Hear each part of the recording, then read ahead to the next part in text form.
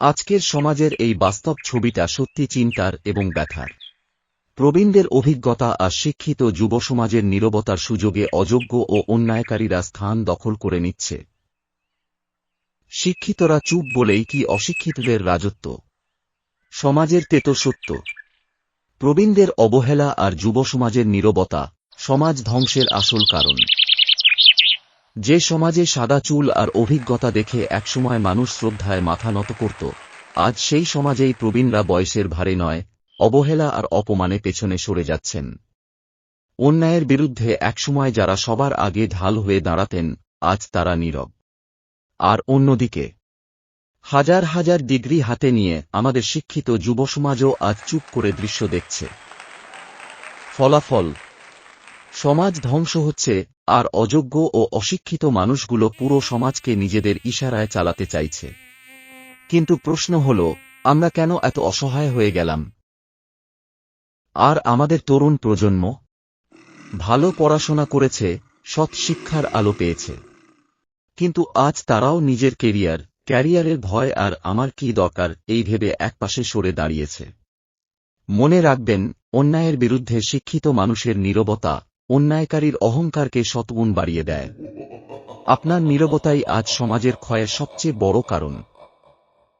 একটি গাছের গোড়া কেটে দিলে যেমন গাছটি শুকিয়ে যায়, একটা সমাজ যখন তার প্রবীণদের সম্মান করা বন্ধ করে দেয়, সেই সমাজের পতনও ঠিক তেমনই নিশ্চিত হয়। আজ প্রবীণদের অভিজ্ঞতাকে বলা হয় পুরনো আমলের ব্যাকডেটেড চিন্তা। অথচ এই মানুষগুলোর গায়েই লেগে আছে সঠিক ও ভুলের পার্থক্য চিনতে পারার আসল শিক্ষা। আজ আমরা তাদের পেছনে ঠেলে দিচ্ছি বলেই সমাজে অন্যায়ের প্রতিবাদ করার মতো কোনো অভিভাবক অবশিষ্ট নেই। আজ শিক্ষাকে মাপা হয় ডিগ্রিতে, যোগ্যতায় নয়। ফলে যাদের না আছে নীতি, না আছে শিক্ষা, তারাই আজ সমাজের কর্তা সেজে বসেছে। অন্যায় দিন দিন বাড়ছে, কারণ সঠিক মানুষেরা লড়াই করা ছেড়ে দিয়েছে। কিন্তু এভাবে আর কতদিন?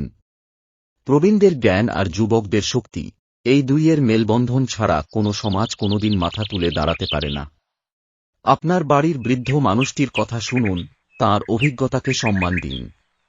আর যদি আপনি শিক্ষিত হন, তবে অন্যায়ের সামনে নিজের মেরুদণ্ড সোজা করে দাঁড়ান।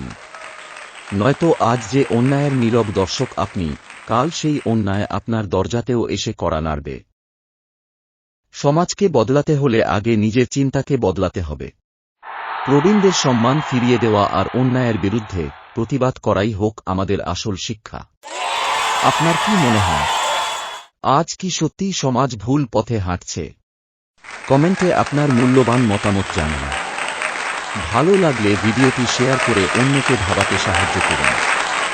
ধন্যবাদ।